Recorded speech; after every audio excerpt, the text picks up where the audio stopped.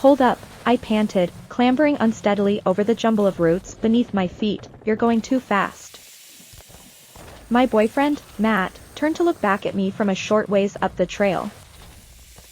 Pick up the pace, he said, we have to hurry if we're going to get there before dark. This hike was meant to be a romantic getaway. He told me he knew the perfect spot where we could make camp for the night, away from busy tourist trails. I'm a city girl. But a string of murdered girls in town had convinced Matt that the safest place for a date was out in nature. I figured I could handle one night of discomfort, for his sake.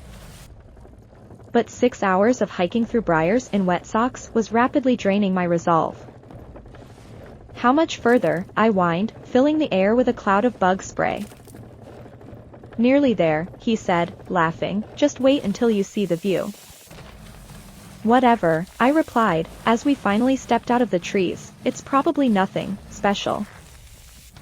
The beauty laid before me was so breathtaking my mouth couldn't find the words. We'd broken the treeline at the edge of a huge mountain clearing, the valley below spread out like a verdant quilt. The sun was just beginning to set over the hills. So, he said, putting his arm around my shoulder, was it worth the climb?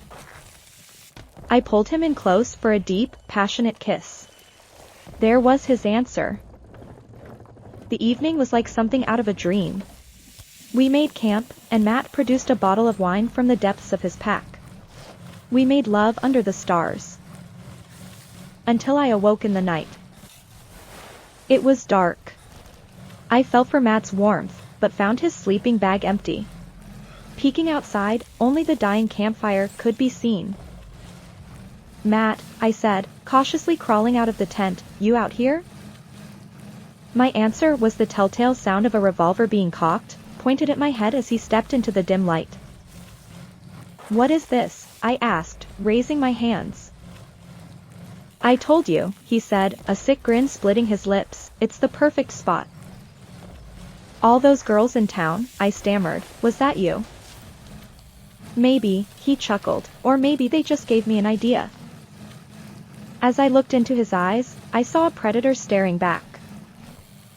You think no one will find me, I cried, pointing behind him into the darkness, there's lights coming up the trail now. Nice try, he spat, glancing over his shoulder, you think I'll fall for THAKK?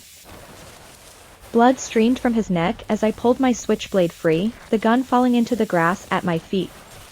So disappointing. I'd promised myself I'd take a break.